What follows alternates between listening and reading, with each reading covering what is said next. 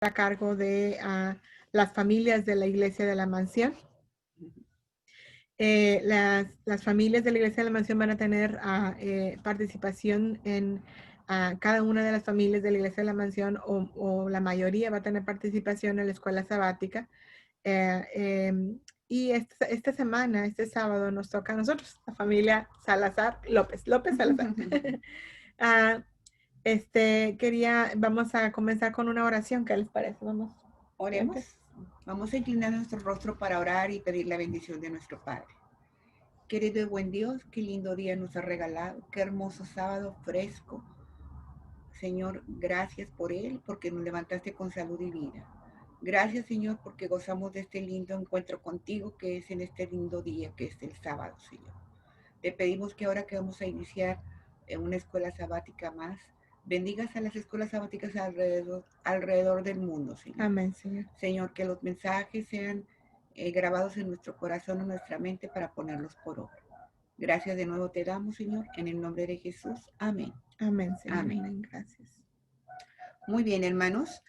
Esta semana hemos estado estudiando cómo la ley de Dios es una fuente de educación para cada uno de nosotros. En nuestro folleto de escuela sabática lo hemos estudiado, y en el recorrido que hemos tenido en nuestra iglesia lo constatamos. Y yo quiero leer un versículo clave que está en Deuteronomio 6 y 7. Ajá. Y dice así: y estas palabras que yo te mando hoy estarán sobre tu corazón, y las repetirás a tus hijos, y hablarás de ellas estando en su casa, y andando por el camino, y al acostarse, y cuando te levantes. O sea, siempre, en todo momento. La palabra de Dios debe estar aquí, en nuestra mente y en nuestro corazón, para ponerlo por obra. Y un pensamiento clave de ese versículo es acerca de los hijos. Dice, hablarás a tus hijos de ellas. Es una costumbre que venían ya teniendo los israelitas desde mucho antes, desde Abraham, desde que Dios llamó a Abraham. A mí me gusta pensar que Dios vio en Abraham el deseo de un hijo, de una familia, y se dio cuenta que Abraham iba a poner especial cuidado en la educación de su familia, y que a su vez sus hijos o su hijo, ¿verdad? Iba a tener especial cuidado con la educación de su propia familia, y así desde Abraham en adelante, hasta que hubiera sido posible que el tiempo llegara para el nacimiento de Jesús.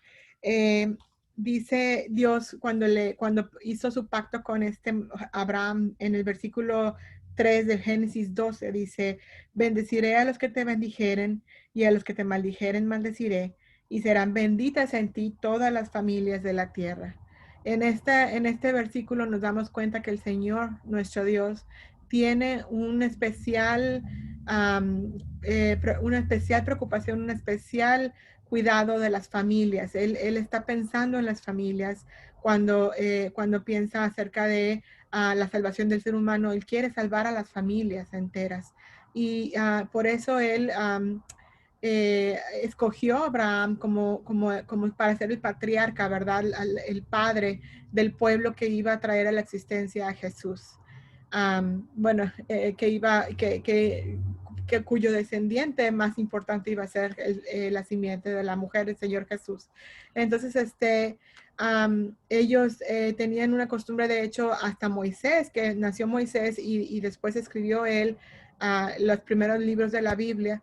La historia de la creación, la historia de la relación que quería entablar Dios con el hombre, venía dándose, o venía transmitiéndose de boca en boca, de padre a hijo, desde mucho antes, desde la creación, ¿verdad? Entonces, Dios estableció el hogar como primer frente, ¿cómo se podría decir? El lugar, el primer espacio. espacio, el primer, se me fue la palabra, es donde la primera lugar, la primera lugar de operaciones en donde la persona podía obtener el primer conocimiento del Señor de mano, de boca de sus padres, ¿verdad? Y una de las cosas importantes que uno relaciona siempre al pueblo de Israel es con la ley de Dios y la importancia de la ley de Dios ahí lo leyó mi mamá en Deuteronomio, cómo Dios les mandó a los israelitas a que enseñaran esas palabras de la ley, de la historia del Señor con nosotros a sus hijos, para que a su misma vez sus hijos le enseñaran a sus hijos y así pudiera ver la condición especial que se necesitaban para que el Salvador naciera. Eh, si nosotros nos damos cuenta sobre las condiciones del pueblo de Israel en aquel entonces cuando Jesús nació, lamentablemente habían perdido de vista algunas de las, sobre todo la misión, ¿verdad?, del Mesías, la habían perdido de vista. Sin embargo, todos en Israel, hasta al más humilde persona, los pescadores, vamos a decir, que eran las personas que no tenían una educación formal, no iban a la escuela de los rabinos, ¿verdad? No tenían, a lo mejor ni siquiera sabían escribir ellos, o si sabían, tenían no utilizaban, no eran estudiosos no, I mean, no tenían escolaridad formal y sin embargo aún ellos tenían un conocimiento de Dios, tenían un conocimiento sobre el cual Jesús pudo construir, sobre la base de esa base de conocimiento que ellos tenían, el Señor pudo aprovechar para construir y hacer un hermoso edificio de fe en esa base de conocimiento que tenían ellos. Y ellos lo habían obtenido, estos pescadores, Pedro, Andrés, Juan, habían obtenido ese conocimiento de boca de sus padres, ¿verdad? Y así cada persona en Israel había tenido un conocimiento de Dios, aunque ya hubiera sido diluido ese conocimiento, esa costumbre que tenían en el hogar los padres de transmitir a sus hijos ese conocimiento es lo que hizo posible, ¿verdad? Que hubiera gente en Israel que pudo recibir al Mesías, por ejemplo, los discípulos y esa gente que permaneció fiel a Jesús después de su muerte, que pudieron empezar un ministerio en el que influyó, ¿verdad?, al mundo entero. Entonces, gracias al Señor por esa ¿cómo se dice?, institución que Él estableció, ¿verdad?, de la escuela en el hogar.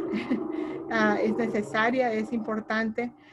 Yo sé que ahorita la vida moderna nos impide muchas veces ser los maestros de nuestros hijos hasta que ya ellos maduran y crecen. Pero sí podemos nosotros instituirles en el corazón la ley de Dios, enseñarles cómo respetar al Señor, cómo amarlo con todo el corazón. Y eso es lo que el Señor quiere y necesita de nosotros.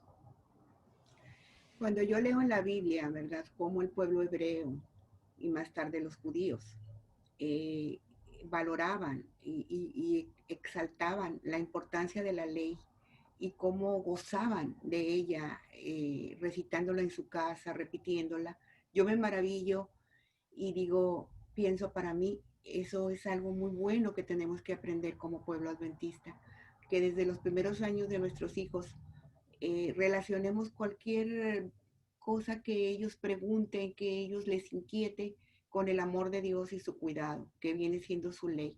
Porque la ley de Dios no se limita a los 10 mandamientos que nosotros tenemos y que Dios escribió con su propio dedo, sino que la ley de Dios es toda la enseñanza, ese cúmulo de directrices que Dios dejó para que nosotros seamos prosperados en todas las cosas. Y eso me hace pensar en el versículo que está en Josué 1:7, que me impresionó bastante, que yo quiero compartir con ustedes. Dice, solamente esfuérzate y sé muy valiente para cuidar de hacer conforme a toda la ley que mi siervo Moisés te mandó. No te apartes de ella ni a diestra ni a siniestra, para que seas prosperado en todas las cosas que emprendas. Y es ahí donde yo me pongo a reflexionar ¿verdad? Que dice aquí que prosperes en todas las cosas que emprendas. O sea, si nosotros tenemos como base de nuestra existencia la ley de Dios que está escrita en este libro, entonces en este manual de vida que Dios nos dejó, todo lo que emprendamos será prosperado. Sea nuestra salud siguiendo las leyes que Dios dejó de salud, de alimentación, sea en las finanzas, sea en nuestra vida familiar. Aquí tenemos las directrices, los consejos que el Señor dejó para una vida que Él desea que tengamos, una vida próspera, una vida feliz, una vida completa en Él, como decía el doctor Acevedo hace un momento, una vida en la que no nos falte nada, porque lo tenemos a Él como nuestro Señor y a este libro hermoso que nos dejó, que es el manual para que nuestra vida sea feliz y próspera.